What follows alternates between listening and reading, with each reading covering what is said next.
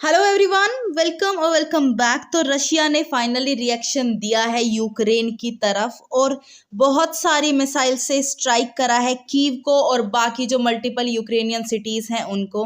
Kyiv में बोला जा रहा है कि एटलीस्ट 8 लोगों की मौत हो चुकी है और 24 से 25 के करीब लोग इंजर्ड हुए हैं। रशिया ने 75 मिसाइल्स को स्ट्राइक करा है कीव पर और बाकी सिटीज पर यूक्रेन की। तो एक मेजर एस्केलेशन हुआ है वॉर में, मेजर और सडन, क्योंकि रशिया ने इसके पहले कोई ऐसा जेस्चर नहीं दिया कि हम टारगेट करने वाले हैं कीव को या फिर बाकी यूक्रेन की सिटीज को, यूक्रेन को नहीं, कोई जेस्चर नहीं आया। बस सडनली न्यूज आती है कि रशिया ने हमला कर दिया है यूक्रेन पर। अब आपको पता ही है, एक दिन पहले यूक्रेन ने क्रीमिया ब्रिज को डिस्ट्रॉय करा था। मैंने इस पे एक वीडियो भी बनाई थी जिसमें मैंने बताया था कि ये जो एक्शन था यूक्रेन का, ये एक टेररिस्ट एक्टिविटी का टर्न ले सकता है और जो लिया भी। पुतिन ने भी यही बोला कि ये एक टेररिस्ट अटैक था हमारी धरती पर, हमारी टेरिटरी पर, और ये अटैक एम करा गया था to destroy critically important civilian infrastructure. आपको पता ही है, क्रीमिया ब्रिज बेहद इंपॉर्टेंट है रशिया के लिए। क्रीमिया ब्रिज के डिस्ट्रॉय होने के बाद सब लोग पुतिन के रिएक्शन का वेट कर रहे थे और डर रहे थे कि कहीं न्यूक्स यूज तो नहीं करेगा अब रशिया, और अगर न्यूक्लियर वेपन्स नहीं तो रेस्पॉन्स, रिएक्शन क्या आएगा रशिया का। तो ये रहा आपका रिएक्शन। रशिया ने मेजर एस्केलेट कर दिया है वॉर को। 75 मिसाइल्स एक बहुत बड़ा नंबर होता है, उससे स्ट्राइक करा गया है यूक्रेन और यूक्रेन की बाकी सिटीज को। जो यूक्रेन के प्राइम मिनिस्टर है डेनिस शिमिगल, उन्होंने बोला है कि 11 इंफ्रास्ट्रक्चर जो फैसिलिटीज थी 8 रीजन्स में, वो डैमेज हो चुकी है।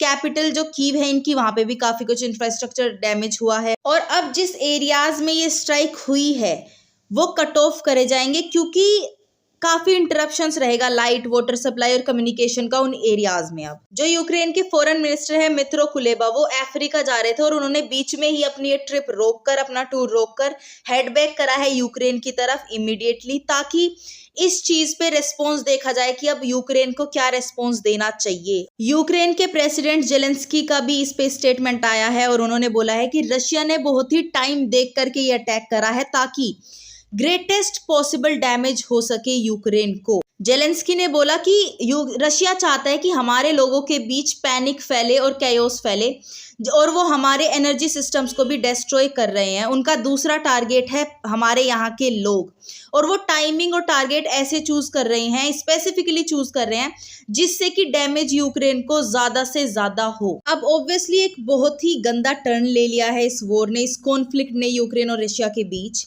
अब यूक्रेन क्या रेस्पॉन्स देगा ये तो देखना बाकी है, लेकिन बात बड़ी ये है कि बहुत बारी सबसे पहले यूक्रेन की तरफ से आ रहा था कि हम निगोशिएट करते हैं पीस, ये सब, तब रशिया ने नहीं करा। अब जब रशिया बार बार बोल रहा था कि पीस निगोशिएट कर लेते हैं तो यूक्रेनियन प्रेसिडेंट ने नहीं माना। पूरी दुनिया ने बोला, हर कोई आगे आके बोल रहा था, इंडिया ने भी बोला कि हम मीडिएट करवा देंगे, लेकिन नहीं, जेलेंस्की ने नहीं सुनी किसी की। तो मैं यही कहूंगी, कॉन्फिडेंस अच्छा होता है, ओवर कॉन्फिडेंस स्ट्यूपिडिटी कहलाता है। होपफुली अब भी यही प्रे करेंगे कि इस चीज का कोई पीसफुल तरीका निकले इसको सोल्व करने का और वॉर और एस्केलेट ना हो। अब अगर मैं बाकी कंट्रीज का रिएक्शन इस पे बोलूं, चाइना की फॉरेन मिनिस्ट्री ने अपना स्टेटमेंट दिया है कि ये एक्सप्लोजन जो हुए हैं इनके बाद हम चाहते हैं कि वॉर में डी एस्केलेशन हो जल्द से जल्द, यानी कि सिचुएशन इंप्रूव हो दोनों कंट्रीज के बीच as soon as possible.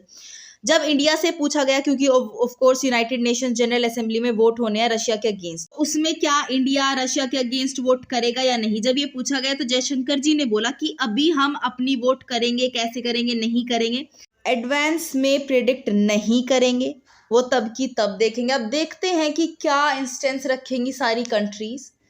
Baki, I'll keep you updated, guys. This was the news for you guys. I hope you loved it. If you did, please give it a thumbs up and subscribe to my channel. And I'll see you in the next video. Till then, stay happy, healthy, and bye.